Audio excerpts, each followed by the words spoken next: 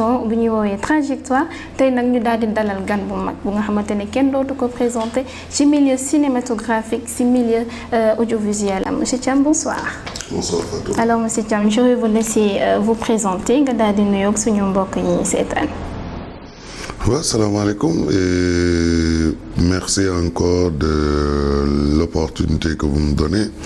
maa ngi nuyu ñëpp ñi ñuy seetaan et voilà di leen dalal jàmm fii ci bureau EGS. Alors merci de nous accueillir aujourd'hui pour cette émission Trajectoire. Alors monsieur Thiam, avant ñuy tàmbali nag dañuy daal di wax tuuti ci Mobiciné. Parlez-nous un peu de votre structure Mobiciné. Bon, Mobiciné pour ñi ko xam au niveau national. Donc projet la bu yëngu ci cinéma. Donc cinéma de manière générale li ko taxoon jóg en 2009 c'était de relancer le cinéma africain. Faire en sorte ba nga xamante ni tey suñu ay production parce que en Afrique on a aussi un cinéma de qualité bu amoon problème pour que les Africains ñu ciy jot. Parce que la majeure partie des productions des producteurs dañ doon jëlee seen xaalis à l'étranger et ku la abal sikkim fu mu gersu fa ngay xool comme ni ñu koy waxee. Donc on avait du mal à avoir des structures de diffusion qui pouvaient contenir ce gap-là, contenir ce catalogue-là et le diffuser, le partager au niveau africain. Donc loolu moo taxoon jóg Mobiciné déjà lutter contre la piraterie et faire en sorte que les producteurs africains am ay recettes yoo xamante ni day jóge fii ci Afrique. Donc avec l'organisation de séances événements, de projections dans les quartiers, dans les écoles, les centres culturels et un peu partout. Donc en gros maanaam li nga xamante ne moom mooy Mobiciné dafay nekk pour di présenter film yi nga xamante ne ñoom ñoo jot daw. di ko teg ci au national. Mobiciné dafa nekk yoon dafa am ci benn logique bu mu tegu. D'accord. Logique bi ci jiitu mooy déjà dañ ci jublu woon créer benn plateforme boo xamante ni li nga xamante ni moo suuxaloon cinéma Sénégal bu njëkk. nga xamante ni ñun suñu génération bi amuñu chance su fekk cinéma mu nekk ci essor ci diggu ndëndëm. D'accord. Donc suñu ay mag ñoo ñuy nettali li cinéma doonoon pour le cas du Sénégal. Donc bu ñu ñëwee dañ ne woon on va régler un premier problème, c'est-à-dire faire en sorte que tey nit ñi ñemewaat jël seen xaalis di ko investir ci production. Et loolu pour mu mun a am il faut un distributeur ou un exploitant fort qui te permet yow bu sa production génnee mu wóor na dinañ ko dugal ci circuit de diffusion boo xam dina la permettre yow en tant que producteur nga jotaat xaalis bi nga defoon ci sa production. Donc loolu moo doon premier axe su Mobiciné, c'est-à-dire sécuriser les ayants droit. Donc créer benn plateforme boo xamante ni dina permettre que kenn du mën a jël film kenn di ko diffuser te tegoo ko ci yoon, kenn du mën a jël film kenn di ko def ci ay DVD di ko jaay te boroom du ko yëg. Donc loolu moo doon premier combat bi Mobiciné doon mené. Tey jii nii monsieur Thiam boo ñu doon wax ci say début lan nga ñuy wax fi nga commencé ci entrepreneuriat. Difficile, je dirais, parce que je pense qu'on ne naît pas entrepreneur, on le devient. Donc man mun naa ko jàppee force, mun naa ko jàppee aussi nattu. Parce que tey c'est plus simple nga am sa xaalis dem tabax ci kër comme ni ko suñu mbokk yu bari di defee. loué ko di fayee ko weer. boo décidé ne da ngay jël ay nit mu doon ay ndaw mu doon ay mag di leen liggéeyloo garantir leen salaire weer bu dee charge émotionnelle yëpp dafay nekk ci sa ndodd parce que boo xasee ba signé ak nit ñi mu dox mu bañ a dox daf la war nga fexe weer de moom li nga liy àqam ak yàlla fa nga delloo ko donc loolu mooy li may wax ni moom mooy peut-être l'aspect difficile de l'entrepreneuriat mais aussi je le dis tout le temps dañu nekk ñoo xamante ni les entrepreneurs peuvent vendre du rêve parce que da ngay gis koo xamante ni grâce à l'entrepreneuriat il peut démarrer de zéro et nekk héros quoi c'est-à-dire ci forme collaboration ci forme entrepreneuriat bi ngay demee boo réussir rek tu franchis un cap et da ngay yóbbaale ñu bari. Donc ni mu amee ay réussite nag noonu la amee ay échec. Voilà, mais maintenant l'intelligence c'est de savoir éviter les pièges de l'entrepreneuriat et de voilà. Ces difficultés yooyu lay ñëw comme ni nga ko waxee nekk na lu métti dina am lu foo xamante ne jàng fa di nga am ay kàmb yoo xamante ne di nga ci dugg di génnaat ci kaw loolu wax ñu tuuti difficulté majeure yi nga xamante ne yow jot nga ko rencontrer ci sa trajet boobu. benn mot rek laay utiliser en fait qui définit un peu l'entrepreneuriat mooy sécurité. Parce que je te donne un exemple. Kii entreprendre am dépendrul ci weer wu dee. ci projet la dépendre ak concept. sa xaalis fi muy dem ñi koy xaar ci weer bu dee lañ ko tënk. boo yoree loyer war ko fay le 5 borom dina taxaw nga fay ko. boo dugalee say doom école le 5 école dina taxaw pour nga fay ko xamuñu am nga xamuñu amoo. donc loolu par moment dafay nekk ay coups durs yu entrepreneur di yëg. surtout bu fekkee dafa dugg ci projet boo xamante ni perte na ci xaalis wala mu dugg ci projet boo xamante ni investir na ci te doxul mën na am benn manque à gagner énorme boo xamante ni mën na ko dugal ci guuta beneen bi ci des mooy le facteur risque bi ñuy wax parce que tey mun nga gëm projet ñun dañuy conceptualiser jéem a développer tu peux conceptualiser quelque chose qui demande de mobiliser des ressources en amont mooy il faut que nga dem wuti crédit banque pour mën a teg doog a jaay il faut nga dem peut-être hypothèque sa kër il faut nga dem jaay sa oto donc loolu dafay mel ni benn genre loterie booy dugg au quotidien te da nga koy dund au quotidien en fait c'est-à-dire man je pense que boo dépassé stade boobu rek bon génn nga ci logique entrepreneuriale bi quoi boo amee ay garantie de recette fixe man je pense que yaa ngi ci benn constance boo xamante ni stress bi mënatoo ko dund en fait. nan nga def ba daal di surmonter difficulté yooyu. mooy li ma la wax mooy li may wax toujours je pense que c'est 4 mots jom fulla fayda ak ngor. jom daf lay permettre saa yoo daanoo. mën a jógaat parce que entrepreneur di ngay daanu di nga juum fulla moo lay permettre tey foo dugg lu mu métti métti di nga xam yow yaay kan fan nga jógee ak fan nga bokk ba tax cër gi war dinañ la ko jox fayda gi nag mooy comme ni ko ñëpp xamee teg la sa place aussi xam fi nga jëm xam li nga doon xam li nga bëgg a def ngor gi moo lay yóbbu ci doo dugg li ñuy wax léegi mooy dóor parce que tey dóor benn issue la am mooy kaso donc man gëm naa ni nit ki mën nga nekk ci dara tedd ci malgré ses difficultés mais garder ci sa ngor parce que dañu am ay valeurs yoo xamante ni tey moo ñuy permettre yu jóge ci diine jóge ci suñu ancrage culturel moo ñuy permettre tey lu am lu mënti am ak lu mu métti métti tout le temps boo amee tuuti dal da nga ko delloo ci loxo yàlla et loolu moo lay permettre boo tëddee wala nga ñibbi waxtaan ak sa njaboot di nga mën a boo xëyaatee nga nekk beneen nit. am nga benn moment boo xamante ne naroon nga abandonné bàyyi lépp ndax gis nga ne métti woon na ndax mos na la dal loolu. waaw du loo xamante ni dinaa ko faral di nettali mais je pense que comme ni nga ma expliqué li tax a jóg émission bi. bu fekkee mën na permettre à mes jeunes frères ñu jëlee ci dara loo xamante ni ça peut leur permettre ñu ubbi ñu éviter les pièges ci milieu bi dinaa ko partager à titre exclusif mooy parce que dama doon def intelligence entrepreneur daf ciy bokk boo amee projet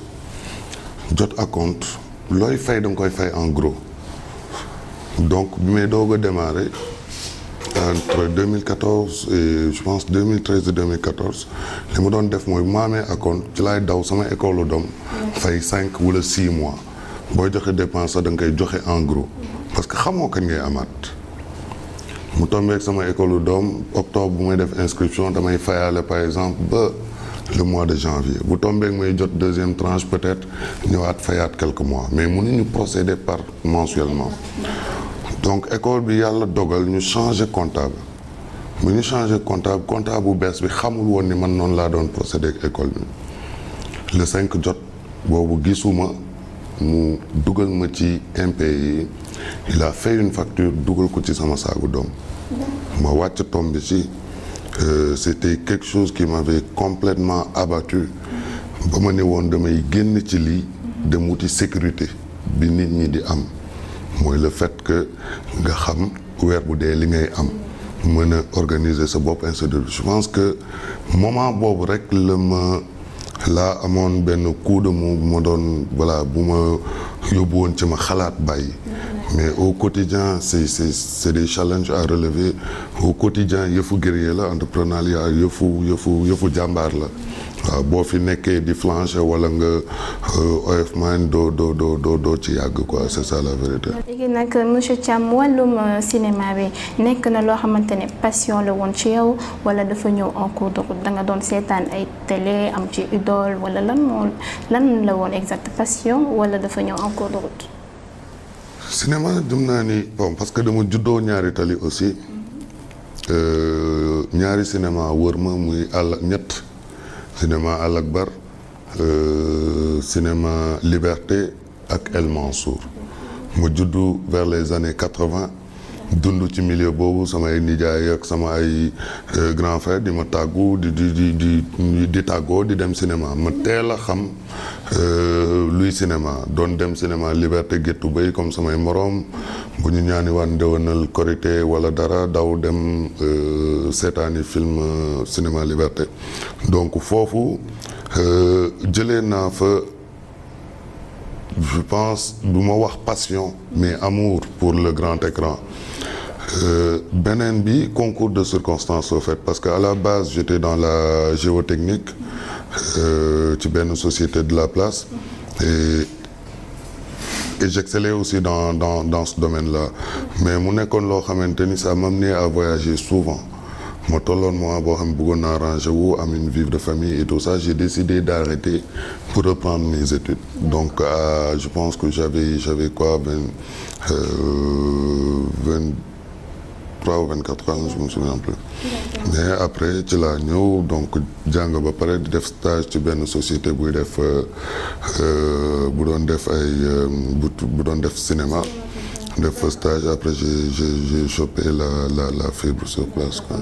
lu moom moo la gën a motiver à ce que nga choisir milieu cinéma bi. non loolu du motivation li ma ci andi la mais la motivation effectivement c'est que dama dugg ci milieu bi ak benn background parce que am na fa ma jot a jaar j'ai fait beaucoup de structures ou de secteurs ñëw ci cinéma bi am benn constat bu ma def mooy le rapport bi am entre li ñuy wax l'acteur culturel ou l'entrepreneur culturel regard bi le grand public di am ci entrepreneur culturel parce que il faut le savoir sociologiquement fii Sénégal dañuy jàpp ni ku nekk ci culture mooy ku rater sa vie ça c'est une réalité ñun ñëpp dañ koy dund on se dit que ni boo nekkee ci musique wala nga nekk ci cinéma wala kii c'est parce que jàngoo wala amoo kii alors que c'était loin d'être ça donc bi ma duggee j'ai fait la connaissance de personnes intelligentes compétentes et ñoo xamante ni je voulais leur ressembler au fait bëggoon naa leen gën a côtoyer bëggoon naa mel ni ñoom et en plus mu nekk aussi milieu boo xamante ni ça me permettait de bouger je suis né en décembre donc je suis quelqu'un de très festif donc bi ma duggee ci domaine boobu je me suis retrouvé chez moi en fait. d'accord di fàttali juste mbokk yi ñuy seetaan que ñu ngi ci seen émission bu ñuy woowee trajectoire tey nag ñu daal di dalal gan bu mag bu nga xamante ne kenn dootu ko présenté ci milieu cinématographique ci milieu audiovisuel maanaam monsieur Thiam fu mu toll nii nag dañuy daal di dugg dans le vif du sujet muy wàllum cinéma en tant que tel. d'accord léegi gis nañ ne fu mu toll nii ñëpp ñu ngi daal di daw di ñëw di dugg ci cinéma ku nekk yaa ngi bëgg a dugg ci milieu bi nga xamante ne moom mooy audiovisuel comment trouvez-vous le milieu du cinéma ici au Sénégal? En plein essor je dirais. C'est une bonne chose parce que lu taarawul nit ñi duñu daw wuti ko. Donc ça montre que les pionniers ont bien bossé, ça montre que nous, notre génération, on a bien bossé, ça montre que la génération actuelle aussi est en train de bien bosser. Donc lu ñu magnifier la parce que il faut comprendre que ni tey bu ñuy wax États-Unis mu nekk première puissance mondiale industrie cinématographique dafa bokk ci bailleurs yi ëpp doole ci biir système de financement américain bi. Donc cinéma encore une fois du lu yomb et c'est quelque chose qui génère énormément de revenus et qui peut changer beaucoup de choses dans un pays. Donc cinéma dox yamul rek ci acteurs yi en fait dafay contribuer même au développement économique et social de ce pays-là. Donc on espère juste que ça va continuer pour éviter les crises précédentes, mooy que ñëpp duggandoo ci qualité bi disparaître, ñëpp duggandoo ci attractivité bi wàññeeku, ñëpp duggandoo ci recettes yi ñu multiplier les divisions et que finalement mu nekk des sommes dérisoires pour ñi fi nekk en fait. Donc loolu rek mooy li may tiit actuellement parce que le fait d'avoir cette floraison de production li muy andi mooy que contenu bi dootul nekk star alors que au cinéma le contenu est la star pour man quoi. C'est la création qui est le centre de toutes ces choses-là. Donc il faut que cette création-là ñu préserver ko ngir yàlla ñi nga xamante ni ñoo war a def cinéma ñi nga xamante ni bëgg nañ ko te nekk guñ ci dem jàngi ko. Actuellement yaa ngi gis ay séries yi daw ci télé bi mu indi ay polémiques yu bëri te séries yooyu mën nañu wax ne instant bii nii am na ay mag yi nga xamante ne ñu ngi woon ci réew mi di wax naan dafay pervertir jeunesse bi wala dafay wane loo xamante ne nekkul ci ñun du suñu culture nekkul suñuy valeur lan nga ñu mën a wax ci loolu. Pour man intelligence la en fait. Intelligence la ci choix bi ñuy def en tant que producteur. Mais dans un premier temps, je dis que la création, elle est libre. Ça m'engage moi. Je suis contre l'autocensure. Je suis contre toute forme de censure. Pour man, nit ki li nga sentir moom ngay def. Ça, c'est l'aspect purement artistique. Mais maintenant, il y a l'aspect sociologique qu'il faut convoquer. Mooy que dañu nekk ci pays boo xamante ni je dirais pas majoritairement musulmans ou tout ça, je dirais juste que on a des valeurs. On a des valeurs qu'il faut préserver. Et nous, en tant qu'acteurs, c'est à nous de jouer ce rôle de garde-fou. Ba nga xamante ni tamit du lu ñu neex la ñuy def ci écran yi. Il y a des canaux pour tout type de production. Parce que tey il faut comprendre qu'il y a toujours une logique économique derrière. D'accord.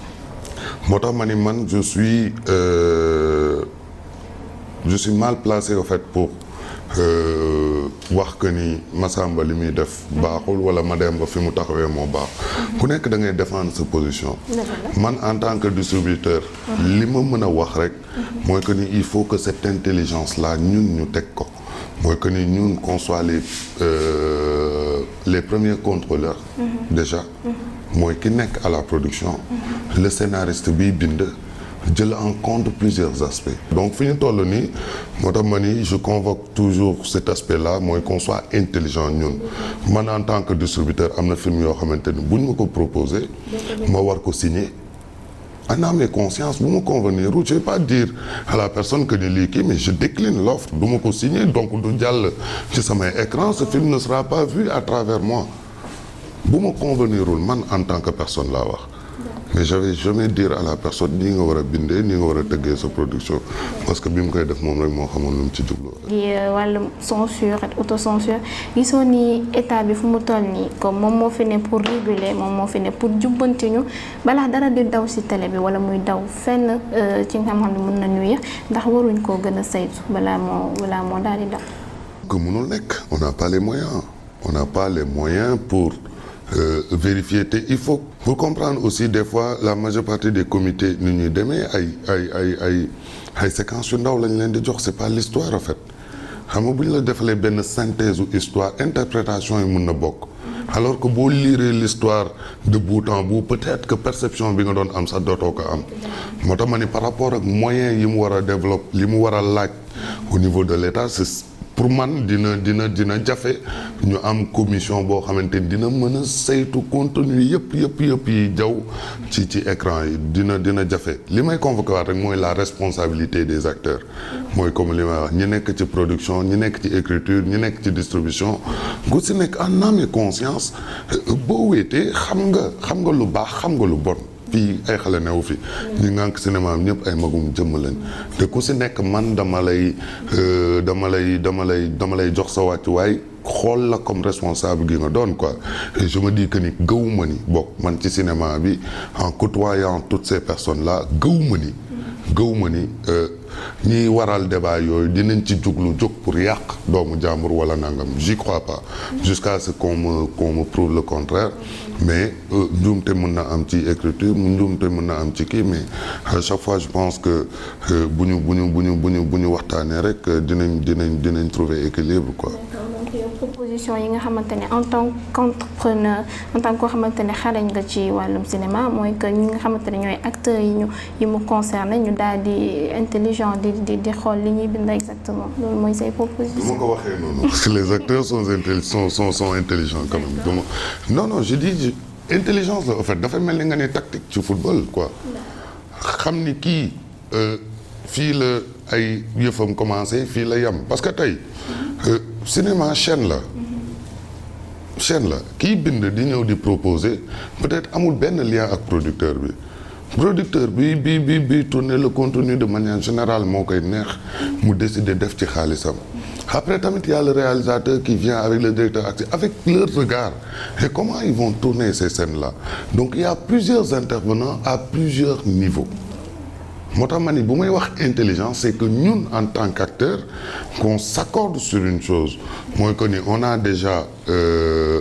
on est sur une voie où on est en train de relancer notre cinéma c'est de maintenir la qualité artistique et des histoires intéressantes et yoo xamante ni aussi nit ñi dañ koy seetaan je suis désolé il faut aussi attraction bu am il faut que les contenus plaisent au public ça c'est une chose beneen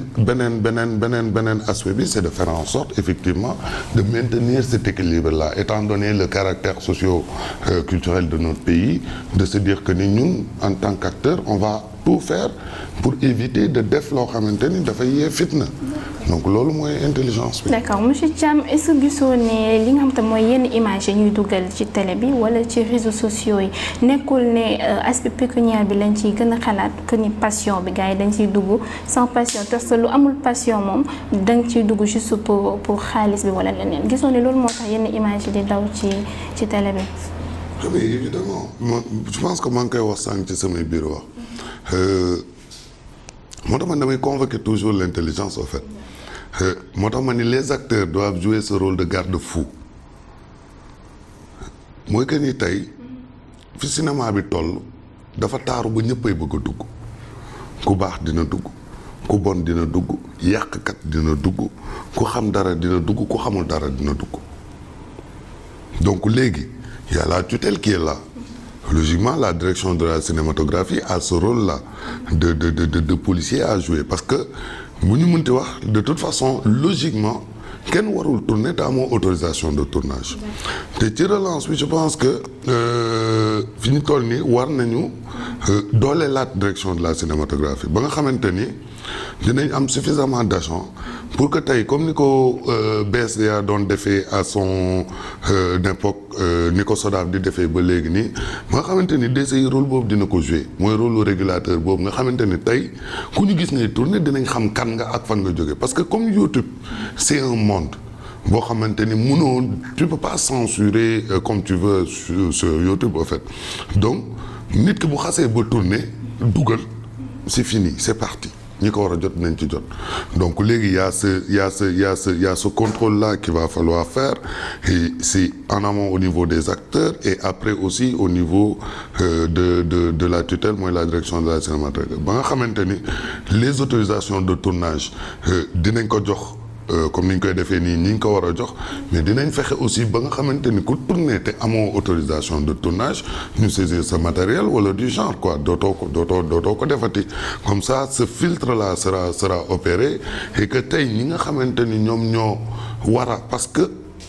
image message la c'est un message que tu véhicules tout le temps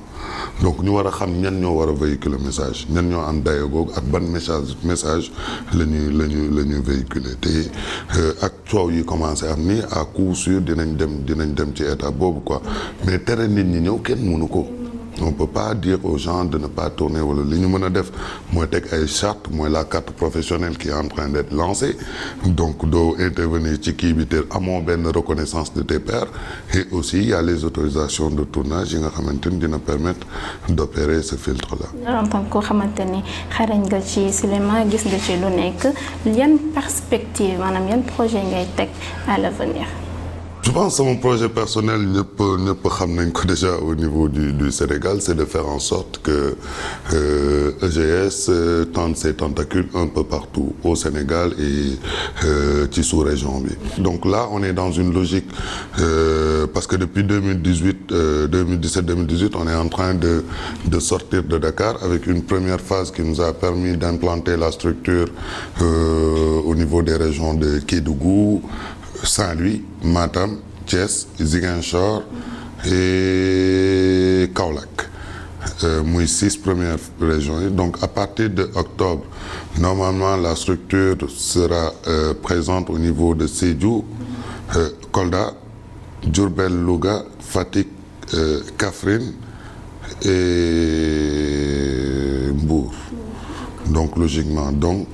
l'idée c'est d'avoir une présence nationale, multiplier nos écrans et nos canaux de diffusion pour faire en sorte que ni tey production bu génn bu ñu signé mën ci tàng wala ci jour bi avec notre réseau que ça soit vu au niveau national. Donc bu ñu xasee nag ba réussir le maillage au niveau du Sénégal commencer nag attaquer la sous-région. léegi nag fu mu toll nii damay ñëw ci conseils yi mën naa ne conseils yi nga xamante ne moom ngay daal di jox jeunes yi parce que gis nañu ne fu mu toll nii ñu bëri ñu ngi jéem a lancé wu ci entrepreneuriat ku nekk comme li nga wax sànq yaa ngi bëgg a am sa yëfu bopp loo xam ne doo basé wu si salaire wala ci basé wu si nit bëgg nga teg loo xamante ne yaa ko moomal sa bopp nga contribuer si maanaam li nga xam moom mooy sa liggéeyu pays lan ngay conseiller xale yooyu noonu wala ndaw yooyu jeunes yi nga xamante ne dañoo bëgg a entreprendre un jour. d'y aller, de croire en eux et de foncer en fait. Man sama cas dafay doy je pense modèle ou référence. J'ai pas de père cinéaste ni un membre de ma famille qui était dans le cinéma. mu ñëw ci milieu bu compliqué bu mel ni cinéma et je suis en train de me battre pour tracer ma route. li am solo ñu may dénk ñëpp mooy gëm la ak taxaw du leneen man dama gëm ni luñ la tàggat wala ci luñ la puus ndëgër laay li mën na des waaye loo tàggat sa bopp amul kenn ku lay motiver sa motivation yow yaa koy jox sa bopp yow yaay taxaw dëggal sa bopp ni fii laa bëgg a àgg yàlla mi dara tawul te muy may ku ne ñi am ak ñi amul ak ñi fi nekk ak ñi fi nekkul di def di dindi yàgg yàlla dalay fekk ci yoon boobu man loolu laa gëm et aussi leneen li may def c'est même pas de dire que ni dañ ko war a def pour def ko mais dafa war parce que moo mën a génne Afrique ci pauvreté. Il n'y a que l'entrepreneuriat qui peut sortir l'Afrique de cette pauvreté-là. Parce que somme compétence yooyu le fait d'avoir plusieurs entrepreneurs, plusieurs initiatives, plusieurs chefs d'entreprise qui tendent la main à d'autres personnes, ça va permettre d'avoir un modèle qui va permettre d'aider la population à modifier son train de vie et voilà am dara ci seen poche. Donc man loolu laa gëm et comme ni ma ko waxee woon sànq aussi tabax kër di ko louer c'est facile donc il faut que tey ñu yàlla may dayo wala koom-koom wala kàttan que ñuy investir dans des écoles de formation d'entrepreneurs ci n'importe quel domaine que mu doon agriculture que mu doon cinéma ak lu mu mënti doon il faut qu'on commence à formater les leaders de demain ku ëmb sa sankal ëmb sa sutura tàllal loxo bi dafa war a doy Afrique ñu jël suñu indépendance économique te li ñu koy mën a may mooy tey ñuy fexe ba ñun ci suñu biir réew mi ñu fiy créer activités yoo xam ne dinañu permettre ñuy def dara suñu poche et di ko def ci poche su ñeneen. kon lii nag ñu ngi nekk si li nga xam ne moom mooy njeexitalu émission bi li may def rek mooy bàyyi la nga daal di wax sa mot de la fin dan ngay tàggatoo mbokk ñi seetaan. Bon, d'abord di leen remercier déjà ci choix bi ngeen def sur ma modeste personne parce que je pense que tey vous avez de la matière il y a beaucoup de gens qui ont fait des choses extraordinaires au Sénégal mais le fait que ngeen tànn ma pour seen émission déjà c'est quelque chose de très fort pour moi donc beneen bi ci des aussi di leen encourager parce que da ngeen teg émission boo xamante ni dafay traiter d'un sujet boo xamante ni ça intéresse tout le monde que mu doon les chefs d'entreprise ba ci le chômeur actuel xamante ni tey war na gëm ni bu jógee def dara ak benn junni biñ koy njëkk a jox mu jënd ci ay sachet wala nangam mën na fa dem ba tey peut-être en magasin wala du genre donc déjà sur thématique bi ngeen choisir man je vous encourage à aller de l'avant et te bañ a teggi seen tànk aussi ça va être difficile au démarrage mais j'espère que vous aurez l'accompagnement des autorités de ce pays-là parce que c'est très important faire en sorte que tamit ñun ñëpp ñu yeewu ci entrepreneuriat et qu'on porte le développement économique et social de notre pays. C'est nous qui vous remercions monsieur Thiam d'avoir été de la partie avec nous aussi suñu émission bi nga xamante ne moom mooy trajectoire di tamit tàggatoo suñu mbokk ñi seetaan di leen jox dig daje ci li nga xam mooy beneen émission trajectoire ak beneen invité di remercier suñu équipe technique bi di Celta maanaam li nga képp kuy liggéey ci ginnaaw ñun ngeen gis waaye ñoom ñoo nekk derrière di liggéey bu rafet ñu ngi leen di jaajëfal bu baax di leen jox dig daje beneen yoon.